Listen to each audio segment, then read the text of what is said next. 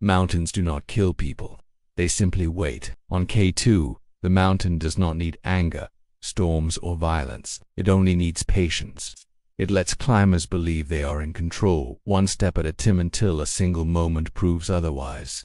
August 1st, 2008 began like a gift. The wind eased. The sky opened.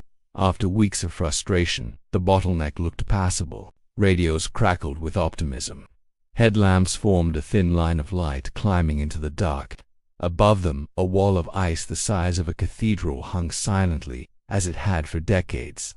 5 men were moving toward the summit from different nations, different lives, different reasons, but toward the same narrow corridor of fate. Pausing boat, Jumik boat, Rolf Bay, Jahan Beg. By nightfall, none of them would return. What happened on K2 that day was not one single disaster. It was a chain reaction, small choices, quiet warnings, moments brushed aside because turning back felt harder than going on. Some would later argue it was poor leadership. Others blamed overcrowding. Some said it was simply bad luck. But the mountain did not change its rules. K2 has always demanded the same price: humility, timing, and restraint. Ignore any one of those, and the mountain collects interest. This is not a story about heroes reaching the top. It is a story about what happens after success feels inevitable, about how confidence becomes commitment and commitment becomes a trap. In the thin air above 8,000 meters, sound fades quickly. Radios go silent, footsteps disappear. And when K2 decides it is done negotiating, it does not announce it. It acts. If you want to understand why this day still haunts climbers, families, and rescuers, why August 1st, 2008 changed K2 forever, stay with K2 Stories. They did not climb K2 for the same reasons, but by August 2008, each of them believed quietly, deeply that this was their moment. Pasang Boat and Jumik Boat were more than climbers. They were high-altitude workers forged in the Khumbu, men whose lives had been shaped by thin air long before foreign expeditions arrived. Years of carrying loads, fixing ropes, and watching others claim glory had taught them one thing: survival comes from discipline, not applause. K2 was not a dream for them. It was a job, and a dangerous one. But 2008 promised something rare: recognition. Reaching the summit meant leverage, better contracts, security for families back home. They trusted the system they had helped build. They trusted the ropes. And they trusted that experience would be enough. Rolf Bay came from Norway, where mountains are respected but rarely fatal. He was not reckless. He was methodical, successful, a father. K2 was not about ego, it was about closure. He had summited Broad Peak just days earlier. His confidence was earned, not imagined. Bay believed preparation could overcome risk. He believed that careful planning, combined with strong partners, could tame even the savage mountain. That belief had served him well until now. Jahan Beg was different. A Pakistani climber standing on his home mountain, carrying the unspoken pressure of national pride. For Beg, K2 was personal. This was not an imported challenge, it was a legacy. He knew the terrain, he knew the weather patterns. But familiarity breeds a dangerous comfort. When the mountain is part of your identity, walking away can feel like betrayal. Dren Mandik of Serbia represented another truth of high-altitude climbing. The late arrival, he had spent years chasing this chance, funding expeditions through sacrifice, waiting for the right alignment of money, partners, and weather. For climbers like Mandik, opportunity does not knock twice. Turning back meant possibly never returning. That pressure does not shout, it whispers. Above them all sat the bottleneck, a narrow traverse beneath a hanging serac, an unstable mass of ice that no amount of experience could control. Every climber on K2 knew the rule: pass quickly, pass early, or do not pass at all. But rules bend when the summit is close. On July 31st, delays stacked up. Fixed ropes were missing, teams argued. Time slipped away. Still, no one wanted to be the first to call it off, because when everyone has invested so much money, reputation, years of preparation, retreat feels like failure. This is where belief becomes dangerous. Each man believed in something different: skill, preparation, duty, destiny, opportunity. None of those beliefs were foolish, but on K2, belief does not change physics. Ice does not negotiate, gravity does not care who deserves to succeed, and as night fell on August 1st, the mountain waited for the smallest mistake, one moment, one delay, one assumption that tomorrow would still be an option. It would not. The first warning did not come as a scream, it came as silence. By the time climbers reached the upper slopes of K2 on the night of July 31st, the schedule was already broken. Fixed ropes, critical lifelines above 8,000 meters were unfinished. Teams that had agreed to share the work argued in the dark, oxygen hissing softly as minutes slipped away. No one wanted to turn around after coming this far. This was the first mistake. The second was believing the delay could be absorbed. At altitude, time is not flexible. Every extra hour spent above the death zone drains strength that cannot be recovered. Yet climbers waited standing still in brutal cold, burning oxygen, convincing themselves the summit window was still open. When the ropes were finally secured, it was already late, much too late. Posang and Jumik both moved with practiced efficiency. They had seen chaos before. They trusted that moving steadily would be enough. Rolf Bay, strong and calm, assessed the situation and made a decision that would later be debated endlessly. He continued upward, believing that conditions were still manageable and that descending in daylight would reduce risk. Jahan Beg and Dren Mandik faced the same calculation every climber above 8,000 meters faces: turn back now and live with regret, or go on and hope the mountain allows it. No one spoke the truth out loud. The bottleneck loomed above them, its overhanging serac barely visible in the starlight. Everyone knew the risk. Everyone knew that icefall here was not a question of if, but when. The strategy was simple: move fast, minimize exposure, and never stop. But that strategy assumed something critical: clear passage. By early morning on August 1st, climbers began to descend. The summit had been reached by some, but success came at a terrible cost. Time. Bottlenecks formed not only in terrain, but in human behavior. Exhausted climbers clogged the traverse, ropes tangled, people stopped moving, some waited for others to pass, others waited for help. Waiting in the bottleneck is unforgivable. Somewhere above, the serac shifted. No sound warned them, no cracking ice, no rumble, just a sudden release of centuries-old pressure. The ice came down like a collapsing building. Pausing boat, Jumik boat, and Rolf Bay were in its path. The avalanche tore through ropes as if they were thread. Men were ripped from the mountain, swallowed by white force and silence. There was no time to react, no chance to run. Below them, chaos erupted. Climbers heard screams, then nothing. Jahan Beg and Dren Mandik were not hit by the initial collapse, but the damage was done. The fixed lines that made descent possible were gone. The bottleneck had become a dead end. Above 8,000 meters, without ropes, every step downward becomes a gamble. Here came the third mistake: believing rescue was possible. Radios crackled with confusion. Some climbers waited, hoping new ropes would appear, that someone stronger would fix the problem. But strength does not regenerate at this altitude. Oxygen runs out, fingers go numb, judgment erodes. Beg attempted remembering routes by instinct, navigating terrain now stripped of its safety net. Mandik, already exhausted, struggled to keep pace. Darkness returned, wind picked up. The mountain began closing the window that had briefly opened. In hindsight, people would ask, why didn't they turn around earlier? But hindsight ignores the cruel psychology of K2.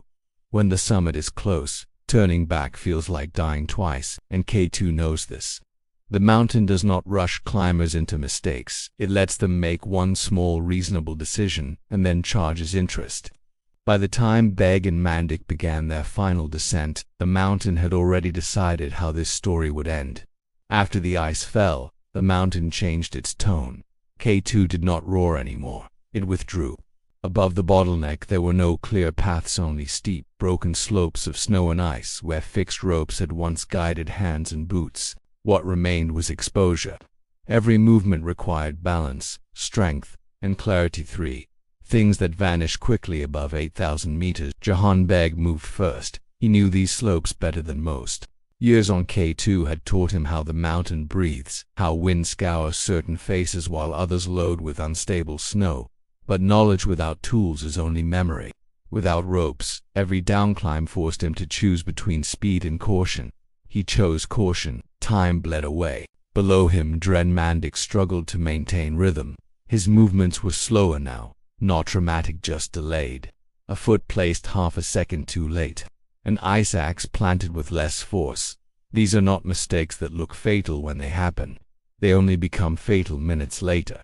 Radios grew quieter. Above, survivors were dealing with shock. Some had watched friends vanish.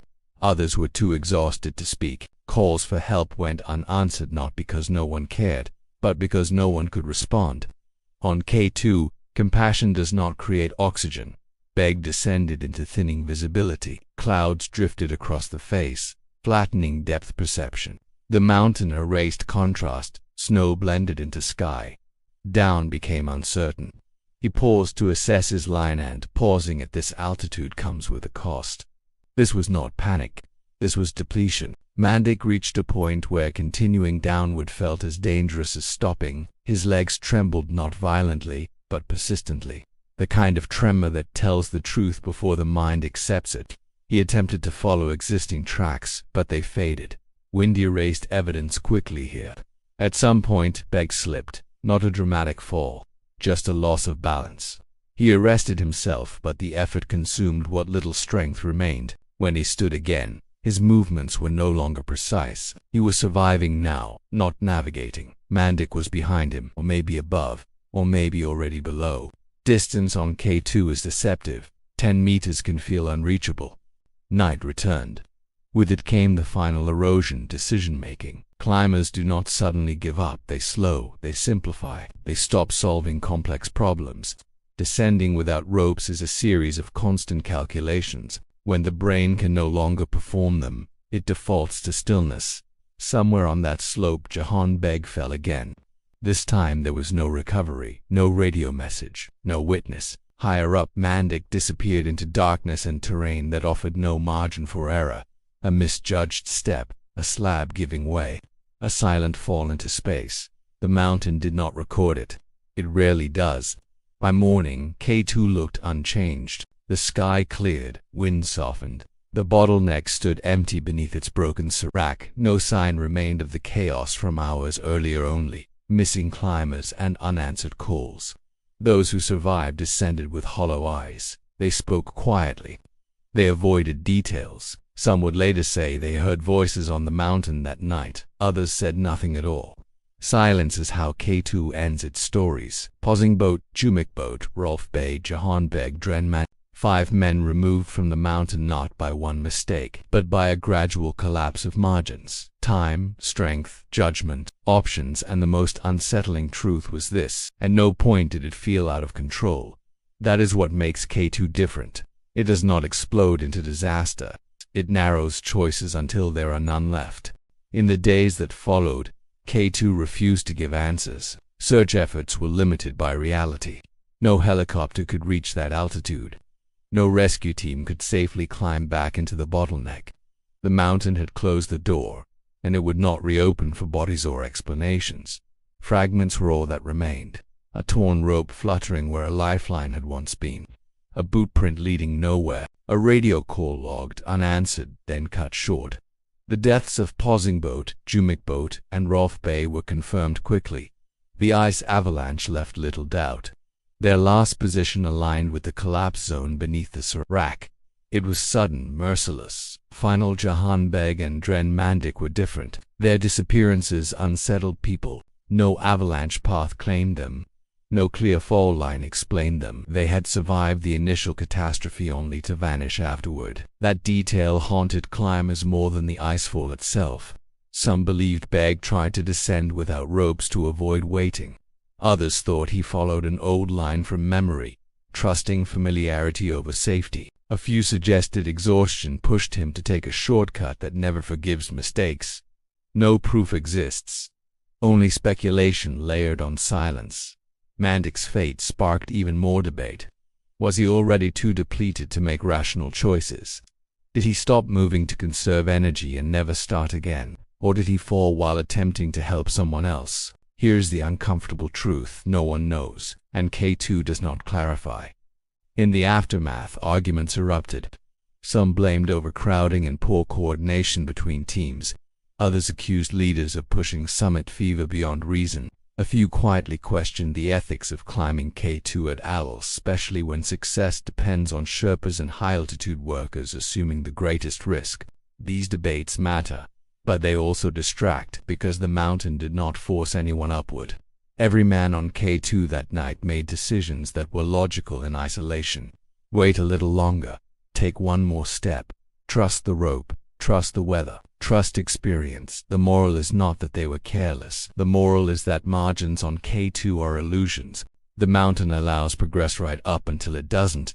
And when it withdraws permission, there is no negotiation phase, no appeal, no partial credit for effort or intention. Years later, climbers passing the bottleneck still look up at the Serac. They still move faster there. Some whisper names, others say nothing. Everyone understands the same thing. This is where time runs out. K2 did not just take 5 lives on August 1, 2008. It took certainty. It took the belief that experience guarantees safety. It took the illusion that success is something you can schedule. And it left behind a question that every climber must answer before stepping onto that mountain. If everything goes wrong, who pays the price? Because on K2, the bill always comes due. K2 does not care how strong you are. It does not care how long you trained. It does not care how close you came. What happened on August 1, 2008 was not an accident in the way people want accidents to be random, unavoidable, meaningless.